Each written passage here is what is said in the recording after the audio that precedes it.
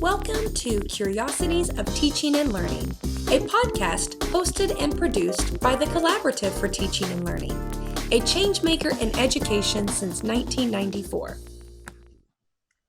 Hello, and welcome to the third episode of Crushing COVID in the Classroom, a podcast from the Collaborative for Teaching and Learning. In response to this unprecedented time in education, teachers across the country, the world, are having to navigate uncharted territory when it comes to distance learning. So, we are wanting to gain insight into how some teachers have been able to tackle the impact of COVID and hopefully inspire other educators with some new ideas. Teachers have an innate ability to respond to unique challenges in very creative ways, and they tend to learn best from one another. So we want to provide you with a space to do just that.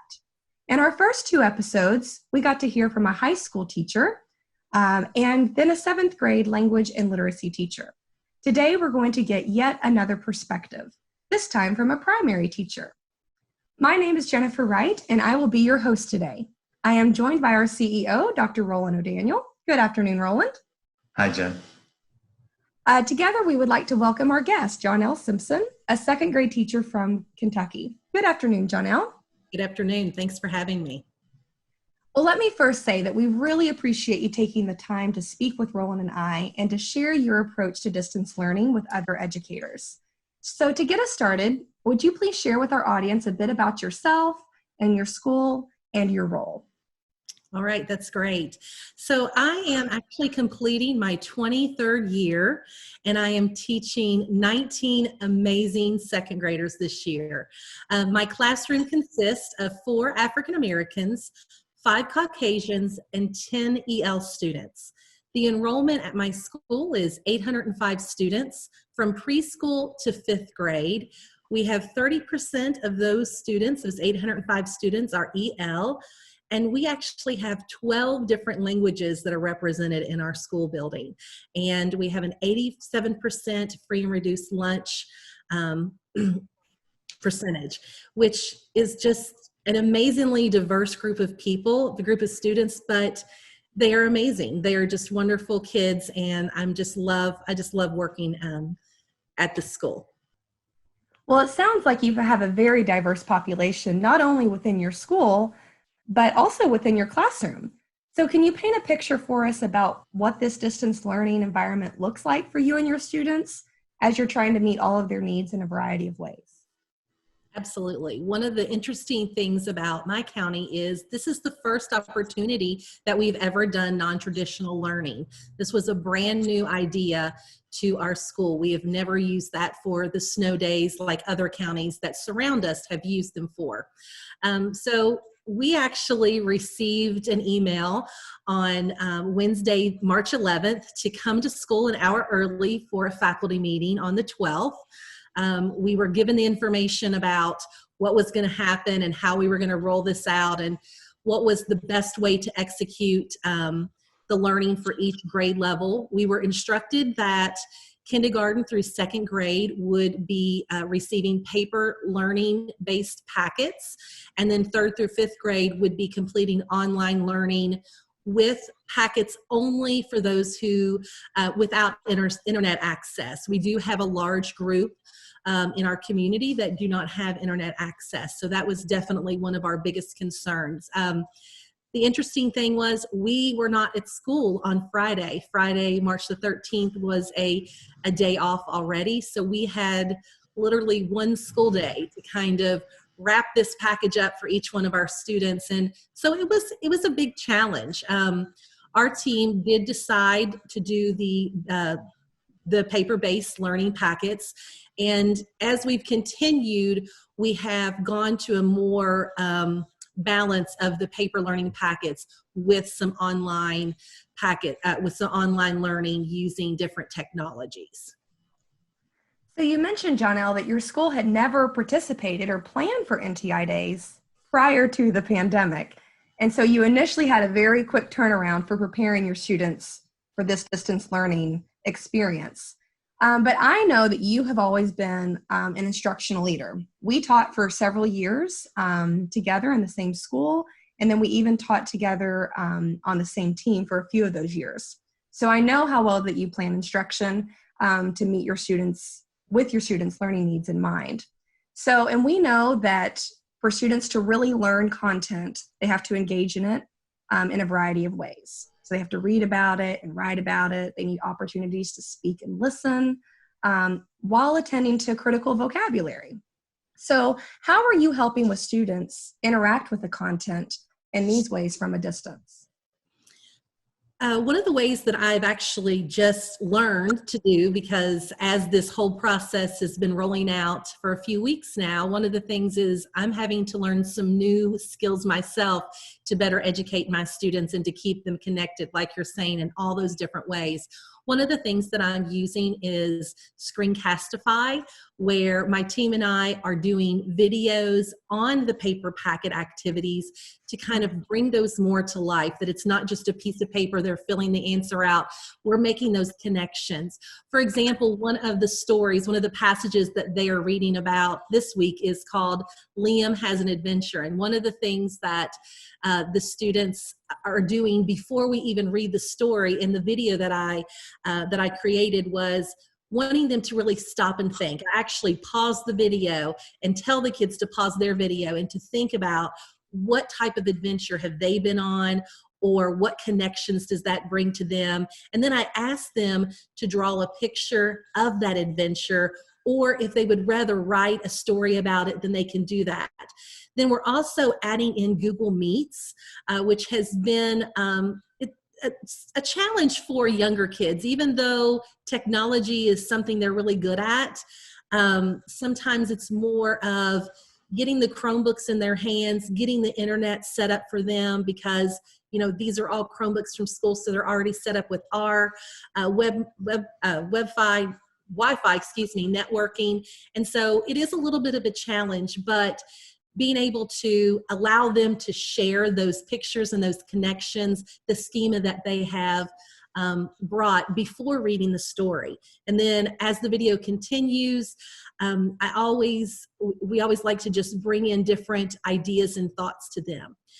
For the Google Meets, being able to see the faces of the kids is so important to me, just to know that they're safe and healthy and that they're being well taken care of. But then hearing from them, we always want, one of the goals as teachers is we always want them to become lead teachers. We want them to take the role as the leader of their education. So hearing them kind of take charge of what they want to share and then allowing others to do the same, I think is just really profound in their academic success. Well, I love, Johnelle, that you're not just feeding them information using these digital platforms, but that you're actually giving students an opportunity to engage with the text, make those text-to-self connections, share their thinking, prepare some of their thoughts before they share that thinking with their peers, even though they're not sitting in that classroom in front of you or on that carpet space in front of you. So bringing that read aloud to life is really nice. So your kids are lucky to have that experience virtually. Absolutely. So Jen, I have a question for you. So you mentioned, and again, I think it's interesting for the districts who have not had NTI and how you were, I wish I could say there was a lot that your story was unique, but a lot of people, we got the word, we had a meeting, next day was our last day, and then we were gone. But would you kind of talk to us a little bit about this idea of you knew you were going to start with paper and pencil packets, and how that has already within just really 3 weeks, I know it's been 4 weeks since you had your last day, but you had spring break in there as well. So in that 3 weeks, you've already begun to transition to a blend. Can you talk about what, you've already talked about Google Meets and some of the other Screencastify, but what are some of the purposes and how you're kind of beginning to make those choices about the tools and processes and goals? Great, yes. Well, first of all, I will say that I work with some amazing individuals and colleagues that every day we are meeting. Since the very first day, we decided to have our own team meeting. Every day from 9:30 to 10:30, we have met. some with tears, some with frustrations, some with bringing ideas to the table. There's even been some Google Meets where one of us presents how to do a video or how to add things to our websites or what we're going to do to manage this. I think the biggest thing that has been successful for us in planning is thinking about making this as easy as possible for the parents and the students.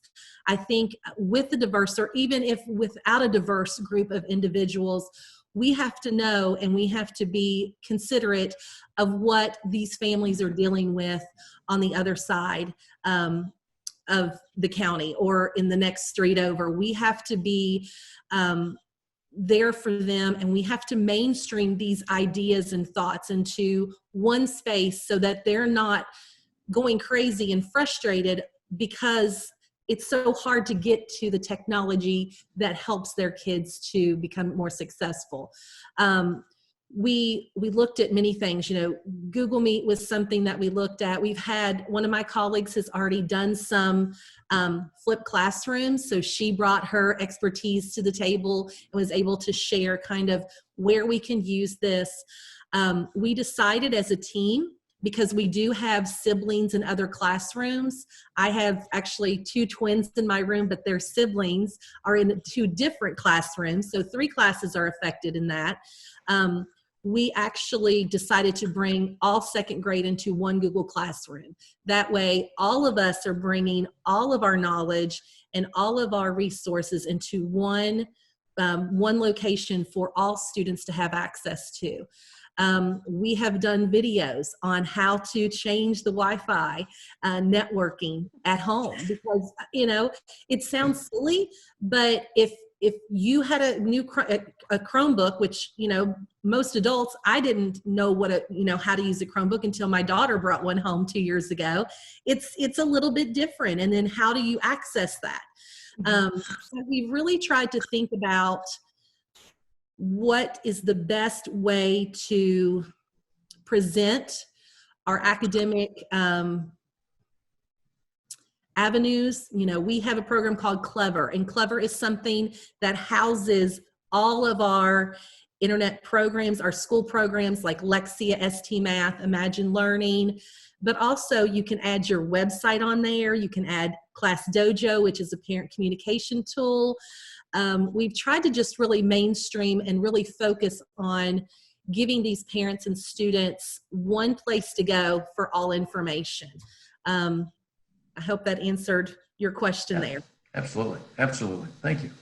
Yeah, I'm sure many teachers find themselves in the same boat with, having students that have parents at home or that don't have parents at home, that have internet access, that don't have internet access, and some whose just very basic needs that you're honestly probably more worried about right now than their academic goals. So, which I know is one way that you inspired me as an educator was in the way that you interacted with your students. Your compassion for their every need was evident in your daily interactions with each of them. So I know that you make it a priority to create a safe learning environment that can be most effective for your students. So how have you been able to build and maintain a learning community in this new environment? And what does that look like? It has been definitely a struggle at times, worrying about kids when I can't get a hold of them or not being able to communicate with them because of the language barrier that their families have. Most of my EL students, their parents do not speak English as a first language, so therefore they're not the ones. My kids are not the ones that answer the phone. It's their parents' phone. So we're very lucky and very grateful to have 2 staff members, 2 colleagues at our school that are both speak Spanish. And so they make phone calls for us to connect to parents and to connect to the students. We do have Class Dojo, which has been a great way to communicate. I've driven to some kids' homes. If I've not heard from them I was able to get some milk. My husband works for a nonprofit organization, and they were given tons and tons of milk, and they were looking for families that needed it. So I offered to, anyone in my class, if they needed some milk, that I could deliver it to them. And I was able to deliver a couple gallons of milk to a few families. But I went to one of my kids' homes, and he was there with his two little siblings and his mother, who didn't speak any English, and finding out that they don't have any food. And that's devastating as a mom who has children of her own and has a refrigerator that I look in sometimes and can't find anything to eat, but there's plenty to eat in there. It's heartbreaking. So sometimes that academic takes second fiddle to making sure these kids are fed and taken care of. Again, very gracious donations were given to me for this family, and I was able to deliver a few boxes of food to them and make sure that they were being taken care of physically. But I know that it's what we do as teachers. It's nothing that I do special. It's just the love that we have for these kids, because they're ours. And I know that, they're not mine and they don't come home with me physically, but they are my kids, and I love each and every one of them. So I love that you're finding unique ways to meet each of your kids' needs. I know we have spoken before of some ways that you're recognizing their academic performances. Even though they're not right there next to you in the classroom, you've been able to find a way to do that from a distance. So can you talk a little bit about that? Absolutely. We do a program, like I had mentioned before, Lexia, which is a reading program. It actually takes the students at their level and it builds their skills as they continue to grow academically in that area of content. So when they pass a level at school, they would get a certificate, or they would pass the level, and then they would run to me and say, listen, you got to print my certificate out because I got to have it, and it was a big deal. If I forgot, it was a huge deal. So I'm continuing to do that. I have a printer at home, and I will print off the certificate and I'll mail it to them. I just sent one out today for my student Alejandro. He's so excited to pass the level, but he doesn't know that it's coming in the mail yet. So it's just like a little surprise, a little just thank you for your hard work.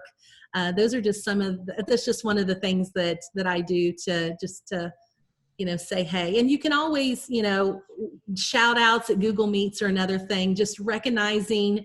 I send dojo messages to parents when I look and see that they have been working on a skill on one of those programs on the online. It's a great way to say, hey, you know what? I'm noticing that you're working hard and I appreciate it. Yeah, kids still need that reassurance and that pat on the back, Absolutely. And I know my kids, they love getting mail. That's very exciting. So to bring those two things together is really fun. Yes. So, I just want to add another thing. I apologize for interrupting. Another thing that our classified staff is working on, so that they can still have an opportunity to work during the school day, is they are writing letters to all of our kids. They were divided into classrooms and they are making connections there. So when they get back to school, they're probably going to wonder who is Miss or who is Mr. And that's going to be an immediate connection these kids are going to have for years to come. And I just think that is a great way. I just love how our administration added that into allowing the classified staff to use that. Yeah, I think so many of us have amazed ourselves, especially teachers, with their abilities to do things a little bit differently, to think outside the box. And they've learned just some new ways of doing things that they might carry forward, which we'll talk about in a little bit. But as I mentioned earlier, Johnelle and I used to be teammates. So I know that we are both very collaborative in nature, and we lean on our colleagues not only for professional growth, but also for social emotional needs as well, which I would probably say is more of a critical need these days than in the past. I know you mentioned that you and your colleagues are meeting every day, you're as a team. So can you share with us how you and your colleagues are staying connected with each other and maybe with the other staff at your school? Absolutely. I can't say enough about having a team meeting with my colleagues. We also, when I mean colleagues, I don't just mean the 6 second grade teachers. It's our special ed teacher, it's our EL teacher, it's our instructional coach. It's all of those who have that touch upon one of our kids in our classrooms. We also have PLCs with our administrative team, so that they're there to kind of answer questions, to bring us information that might be relevant to our grade level. And then I love that on Thursday or Fridays, depending on what week it is, we have a staff meeting where the entire staff, classified, your cafeteria workers, everybody gets on.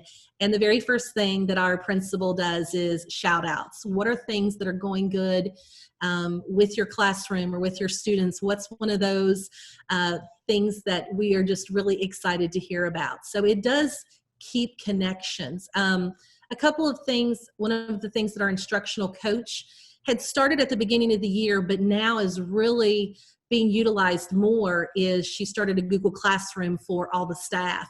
And so that is where she filters in all of the videos. We have some really techie individuals that put different things on, like the Screens Castify videos, to kind of like the how-tos, or what you can do to kind of, what's another avenue. There's so many different programs out there that you can use, and it really just helps to kind of mainstream where we go to get all that information. It can be overwhelming if you're searching for a way to use some of these programs. I'm just grateful for the staff that I'm a part of, because it is a struggle and we're all in this together, and we definitely need each other. I know that a former colleague of mine just returned from maternity leave a week before this happened. And so she has really struggled personally to feeling like she wasn't doing enough, because at home she has 2 toddlers and a baby, and her husband thankfully has a job where he's working overtime, and her family cannot care for her children because they have others that live with them, or are they themselves are out in the community possibly being exposed to this virus. And so she really struggled for a while with, am I doing a good job? And it was just really hard for me,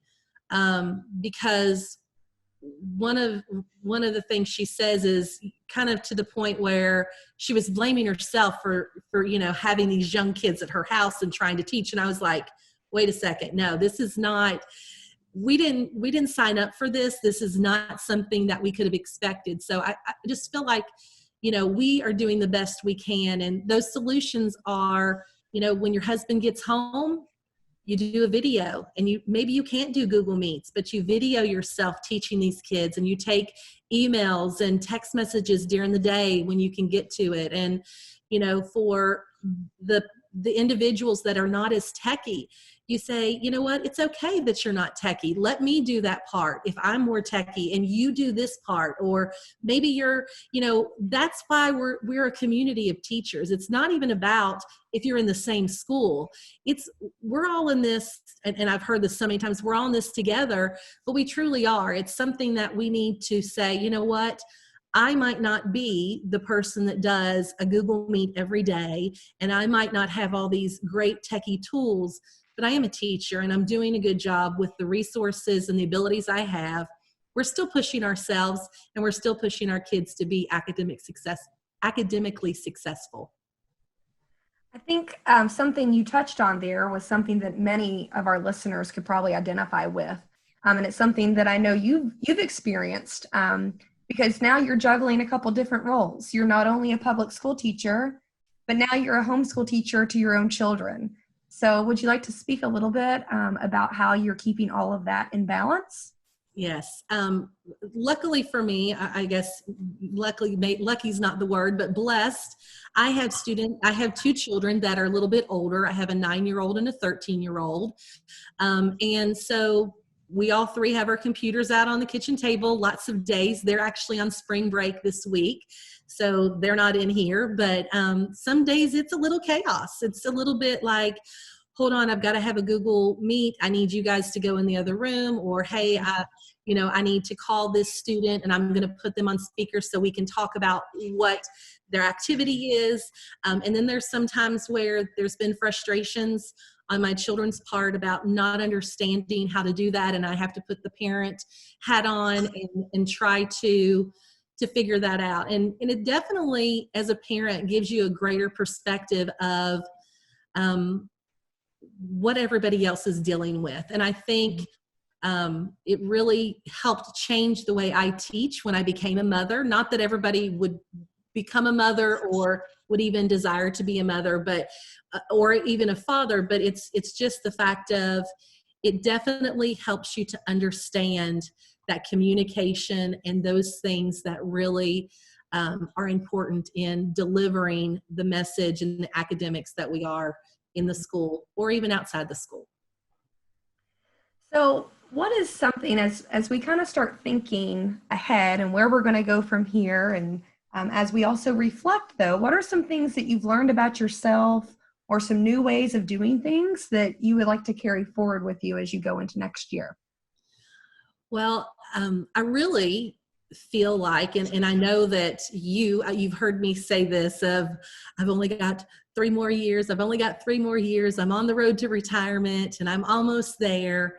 This has really reignited my passion for teaching. It's really, I love being pushed. I love to learn new things and just to be creative. And it's really giving me a greater appreciation for the job that I am blessed with, to be able to go in every day and to give hugs and to love these kids and to give them a safe environment, and then to see those light bulbs come on when they make that connection, and to have that time of building a skill, or when they pass a level on Lexia. It's really helped me to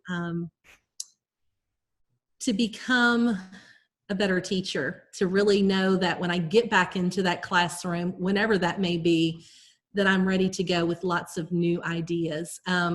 One thing that we talked about this morning at my team meeting was using the technology of Screencastify and those type of videos, that programs that we could video ourselves during forestation. Like, we do guided reading. So one of the things is guided reading always has a teacher table where you are supposed to be working 1 to 4 with these kids and working on their level, but then you got other kids. So what are you going to do with them? You've got activities for them, but sometimes it just doesn't always work that magically, does it? So videoing ourselves, explaining maybe a new concept in the independent work time, and having them have their Chromebooks out, have some activities. Maybe it's a sort, or maybe it's creating something, but then having them watch the video with their headphones on, listening to me explain something or one of the other teachers, and then being able to create that without having to ask a lot of questions. I think what I've learned is when I video myself doing a math lesson, I'm thinking, okay, how do I make this connection in a video when I can't maybe touch a manipulative or show, a huge screen like I have my active board at school. So using those technologies to really enhance the learning and to eliminate time of trying to teach a new concept to a station activity when the students already have me there teaching it for them. Mm-hmm.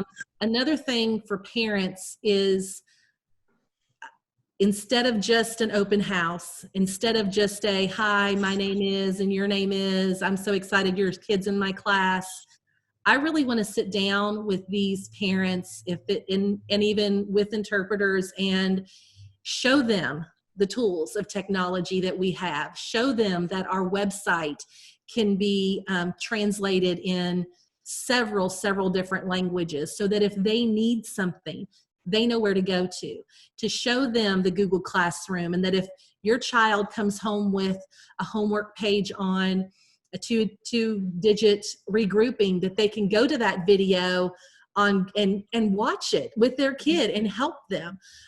So I really just, I want to empower these parents. I just feel like so many times as teachers, we say they don't care. And I don't think that's right. I think these parents do care. It's just that we're not giving them the opportunity and the toolbox for themselves to help their kids to be the best they can. So I think this is all the silver lining in all this, right? Is that hopefully we've all come out of this with some valuable lessons learned that we can pull from in the future. Well, before we close out this episode, I wanted to thank you again, Johnelle, for devoting your time to this cause today as we try to elevate teachers' voices and inspire others. Your willingness to share your experiences as you learn the ins and outs of instruction from a distance is much appreciated. Well, thank you for having me. Thank you for joining us, Johnelle. Your passion for your students really comes through. Thank you. Yes. She is a passionate educator, and she has inspired me for sure. So I was very happy to invite you to this, and I appreciate you coming. It means a lot to me. Well, for our listeners, thank you so much for joining us. We want to hear your thoughts as well. So get in on the conversation via Twitter at CTL Online using hashtag #CrushingCovid, and help inspire others by sharing this podcast. We are also on Facebook at Collaborative for Teaching and Learning and on the web at ctlonline.org. We will be back with a new episode on Monday with my super intelligent colleague, Dr. Ashley Perkins, as she brings along an amazingly talented intermediate teacher, Donnie Piercy. Take care of yourself and each other. See you next time.